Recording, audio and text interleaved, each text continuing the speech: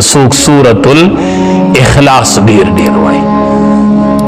نبی علیہ السلام ته صحابي وی غریبی ما وی بس چې کور ته ننوځي جو بسم سلام ورچو بیا سورۃ الاخلاص تلاوت کو. وی صحیح ده. سورز پس راغی وی الله حبیب دومره مالدار شوم چې الله را سره گاونډیان مالدار کړل. دی کې الله الصمد دی کنه. الله د ټولي دنیا نه بے حاجت دی. الله مام دسی د مخلوق نه بے حاجت کی څنګه ته بے حاجت دی. دا وایا الله الصمد.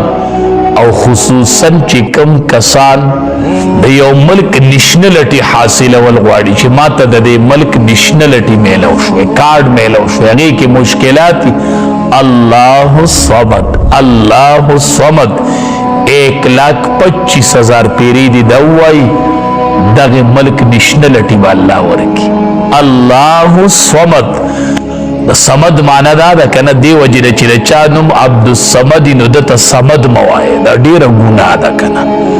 صمد معنا دا ده چې ټول پټول مخلوق په هر څه کې دته محتاج او دی اچا ته نه محتاج. د صمد دا معنا دته مخلوق ته اے صمد نه عبد الصمد وای. صمد نوم چاته ویل دا ګناه ده.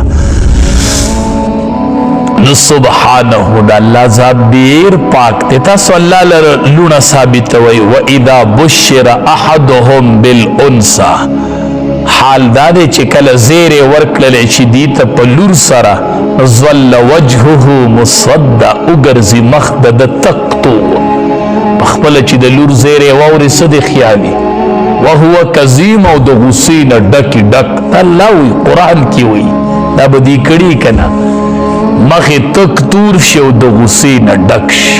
دا د مشرکینو یو بد خوی و بد نن دا په مسلمانانو کې پروت دی. مسلمانان لور به شوي چاته به پته نه اته بس پوي لور مې شوې ده څه چل لور مې شوې ده چې زوی وشي نو ملک په خبر کې ملک په خبر کې بس لور مې شوې ده نو. او دا د دې زنانو یو بد عادت دی بد عادت. لور وشولنو یو بلا بل سیوا شو یو بلا را کر بل سیوا یقین وکړه چې دا زنانه و. دا خو تاسو د مشرکینو اقوال دا مشرکینو وی مشرکین دا خو د مشرکینو خبرې دي. په دې تاسو کپل رسئ. د مور څومره لوی مقام دی.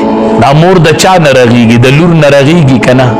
دا نن چې ستا مور دا لور وکه نه وه نن چې تا ته د مور سوری میلو دی دا د لور په شکل کې و. دا نن لور ده سبا به دا مور چې لور نه مور به د کم ځای نه راشي. دا ډېر بدخوی دی. الله چې په قرآن کې د اولاد ذکر کړی دی نو انسا الله مؤنث په مذکر مخکې کړی. الله چې د اولاد ذکر کوي نو د لور ذکر یې اول کړی دی. دیو جن علماء